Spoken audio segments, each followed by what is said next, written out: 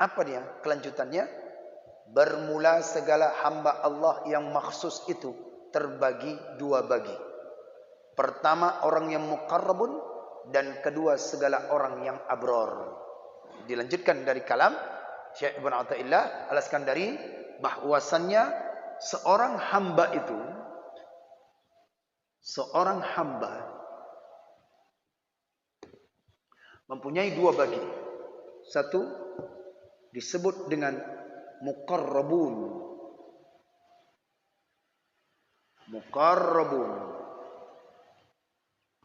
Terbagi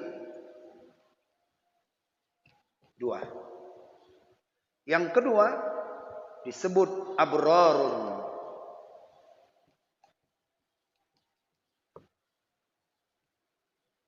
Muqarrabun, abrarun. Manusia itu, seorang hamba itu, bermula segala hamba yang dikhususkan itu terbagi dua. Ya, ini yang dikhususkan ya. Seorang hamba terbagi dua yang dikhususkan, spesial. Yang dikhususkan oleh Allah.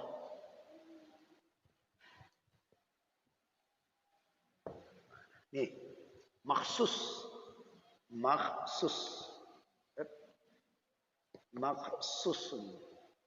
Maksus itu dikhususkan, ditentukan, orangnya spesial. Seorang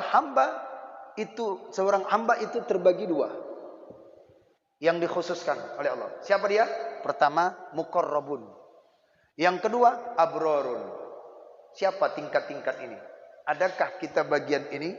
Maka nanti kita lihat apa kelanjutannya di bawah ini. Yang penting kita sudah tahu ini secara umum. Orang yang dikhususkan Allah ada dua. Siapa dia? Muqarrabun. Yang kedua abrarun. Siapa itu muqarrabun?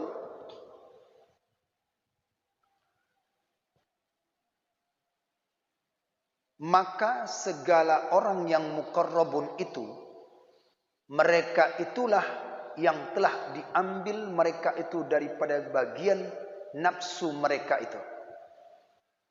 Dan daripada iradat mereka itu. Dan mengerjakan mereka itu dalam mendirikan segala hak Tuhan mereka itu padahal ubudiyah baginya. Dan menuntut keridhaan padanya.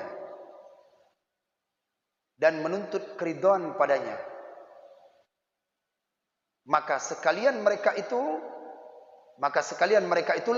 segala orang yang arif dan orang yang kasih.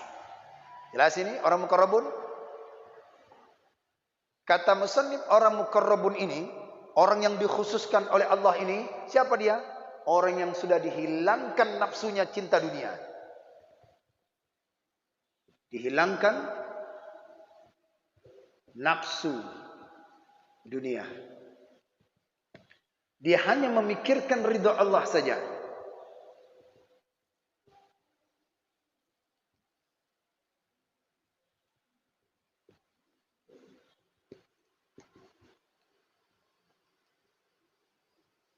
Dia hanya memikirkan ridha Allah.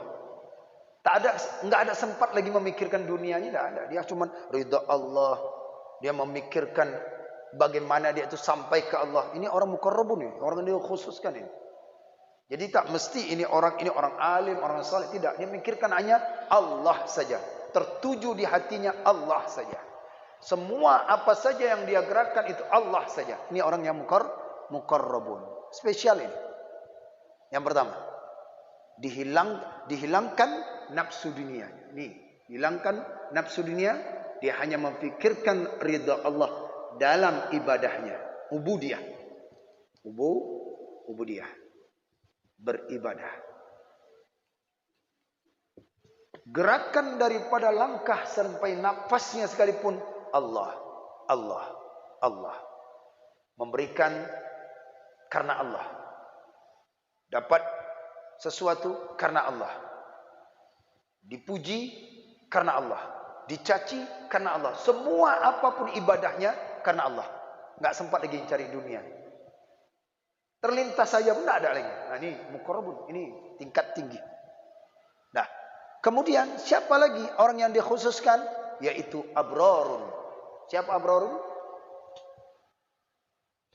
Yang kedua, dan segala orang yang abror itu, yaitu segala orang yang lagi tinggal serta bahagian nafsu mereka itu, dan irodat ini berkehendak, dan irodat mereka itu, dan mendatangkan mereka itu dalam segala amal, dan mendatangkan mereka itu dalam segala amal dan taat, supaya dibalas mereka itu atasnya dengan meninggikan segala derajat dalam segala kebajikan. Dan mereka itulah segala orang yang zahid dan yang abid. Pelan-pelan ya. Agak memang kalau disimak baca kitab saya ini pusing nanti ini. Ya. Karena ada istilah-istilahnya. Tapi kalau sedikit tahu saja akan bisa mengarah. Nah, saya jelaskan. InsyaAllah paham. Siapa abror ini? Abror ini orang yang dikhususkan oleh Allah adalah mereka ini beribadah kepada Allah, tetapi dalam hatinya masih ada dunia. Ya. Beribadah kepada Allah,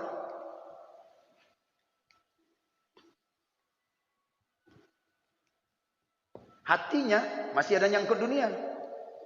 Hati masih nyangkut kepada dunia. Dia mencari jabatan, iya. Tahta, iya. Emas, iya. Uang banyak, iya. Ini pikiran ini. Ibadah, iya. Tapi di dunia masih ada terlintas. Ini abror nih. Mereka ini adalah orang abror. Dia beribadah kepada Allah, hati masih nyangkut dunia. Maka ini disebut dengan abror. Jadi kalau kita masih ada mikirin dunia, lagi duduk ngaji nih, dunia, bentar lagi, ini abror. Itu orang yang meraih kebaikan Allah, mendapatkan kebaikan Allah, tapi butuh juga dunia. Mana yang lebih utama di antara tingkat muqarrabun dengan abrarun? Jelas muqarrabun. Ini sedikit pun tidak ada masuk di dalam hatinya, yaitu daripada dunia. Setidaknya, ya inilah setidaknya. Walaupun kita bekerja, tapi ingat masjid. Orang pun dia itu pergi kemanapun, tetap dia ingin mengaji. Bentengkan iman kita. Bentengkan iman kita itu. Kata Sayyidina Umar bin Khattab radhiyallahu anhu. Beliau berkata, bentengkan olehmu dengan iman. Bentengkan daripada dengan iman. Dengan iman ini bentengkan. Hassinu lil mu'minina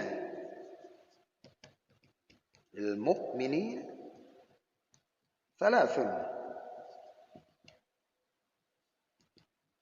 Ada tiga perkara bagi orang yang beriman, itu bentengnya. Apa bentengnya? Satu,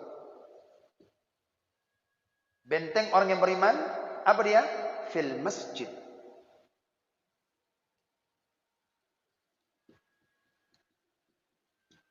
Jangan jauh-jauh dari masjid. Ini bentengnya orang beriman nih. Jangan sampai tidak ada masjid itu dibuat kehidupan amalan-amalan. Yang kedua, benteng orang beriman itu apa lagi? Zikir.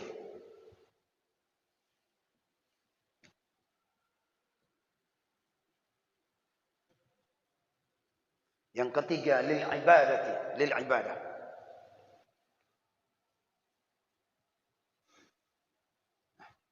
Ini benteng yang harus, kata Sayyidina Umar, untuk meningkatkan, menahankan daripada amalan kita.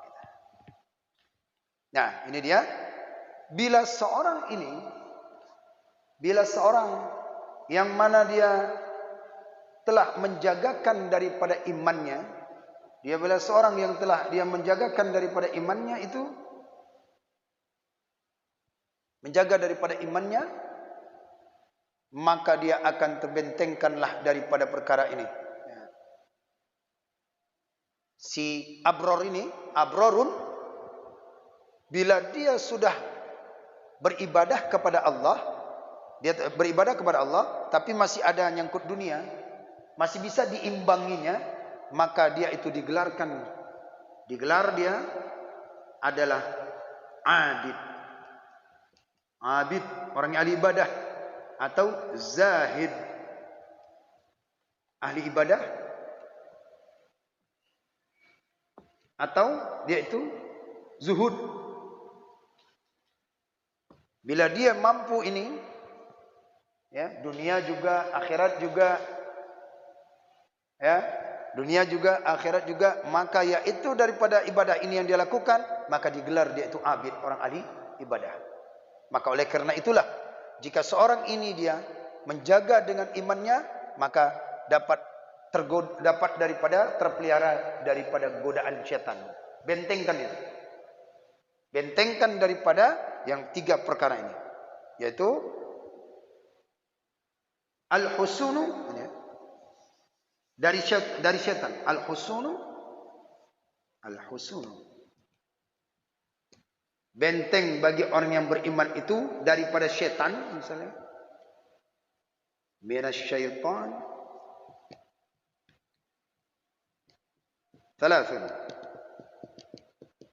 3 perkara.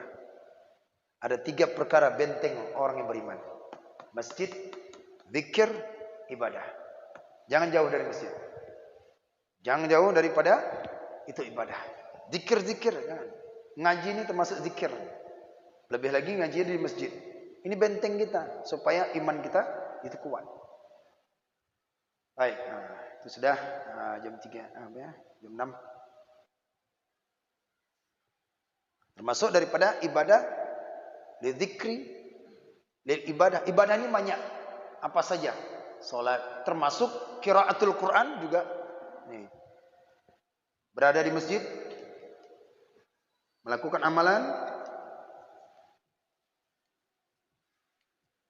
Yang kedua zikir. Yang ketiga ibadah. Apa dia? Membaca Quran, qiraatul Quran.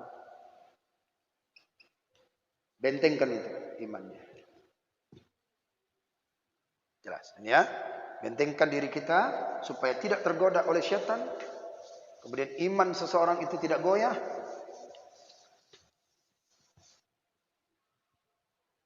Maka di dalam masjid. Nah, orang yang muqarrabun dan abrarun itu, ulama-ulama langsung memberikan satu penjelasan. Sebagian ulama memberikan penjelasan sebagaimana dikatakan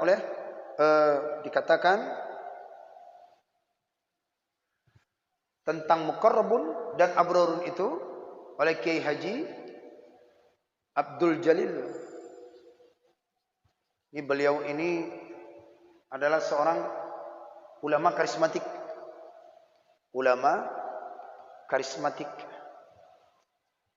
Pengasuh pesantren Sidogiri.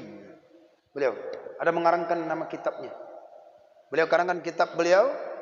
Kata beliau, orang yang muqarrabun, abrarun itu seperti iyyaka na'budu wa iyyaka nasta'in.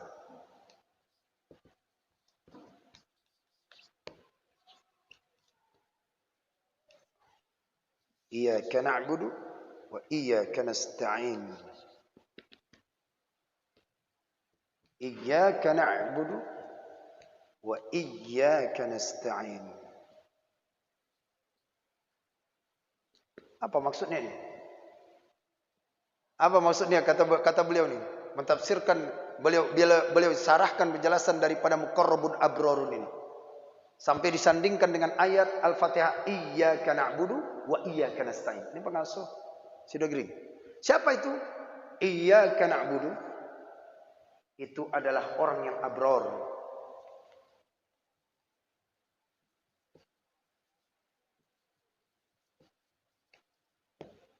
Wa iyyaka nasta'in itu adalah orang yang muqarrabun.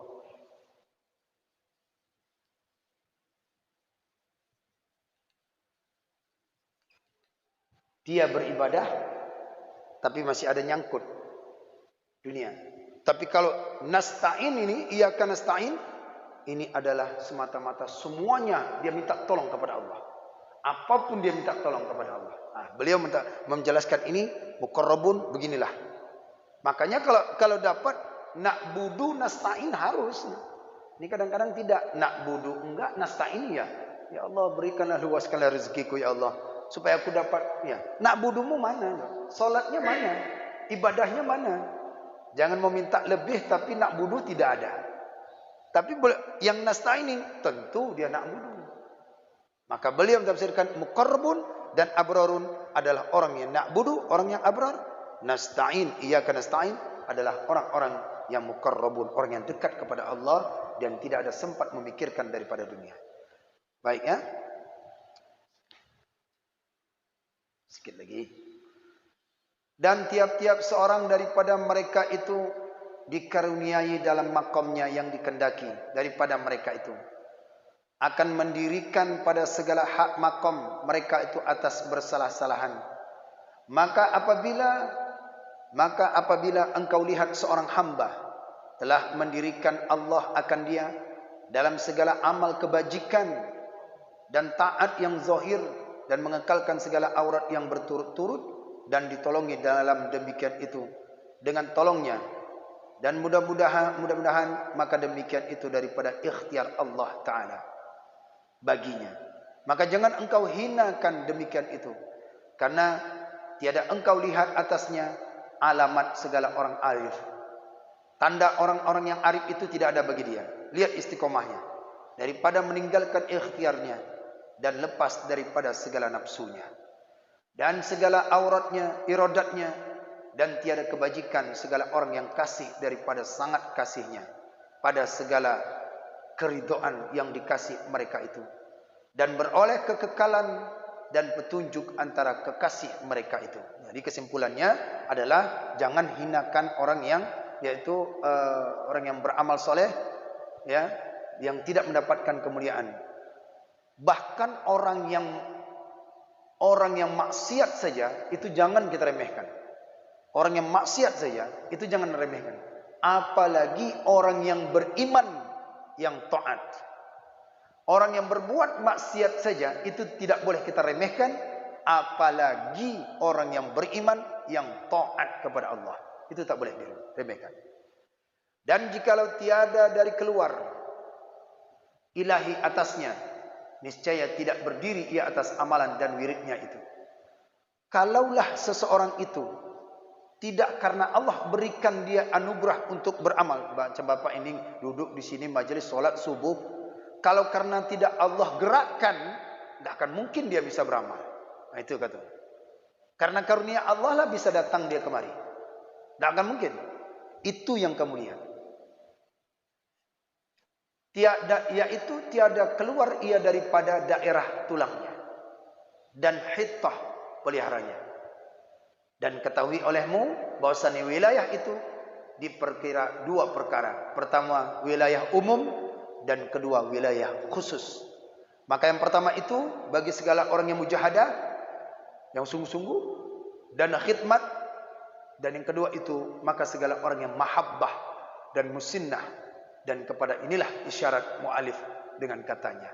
Jadi sungguh-sungguh dan mahabbah kepada Allah itu adalah jalan satunya untuk menaikkan tingkat kita supaya istiqomah kepada Allah Subhanahu wa taala. Baik, selesai daripada kalam ini Syekh Ibnu Athaillah Al-Iskandari mengenai daripada yaitu jangan remehkan amalan orang, jangan remehkan seseorang itu bila dia tidak menampakkan kemuliaan, kesaktian atau daripada ketinggian derajatnya, keilmuannya tidak nampak, tapi dia orang biasa-biasa. Kata Syekh Ibnu Athaillah, jangan lihat dia istiqomah tidak, rajin tidak, taat tidak. Nah itu yang kita lihat. ambil hikmah daripada yang disampaikan oleh Syekh Ibnu Athaillah ini, kita rujukkan, yaitu daripada ayat Al-Quran, bahwasannya tanda orang yang istiqamah itu fala khaufun wala hum yahzanun, tidak ada rasa ketakutan dan tidak ada rasa yaitu sedih mereka itu. Insyaallah kita akan lanjutkan kembali, yaitu dengan tema lain daripada judul Syekh Ibnu Athaillah Al-Askandari.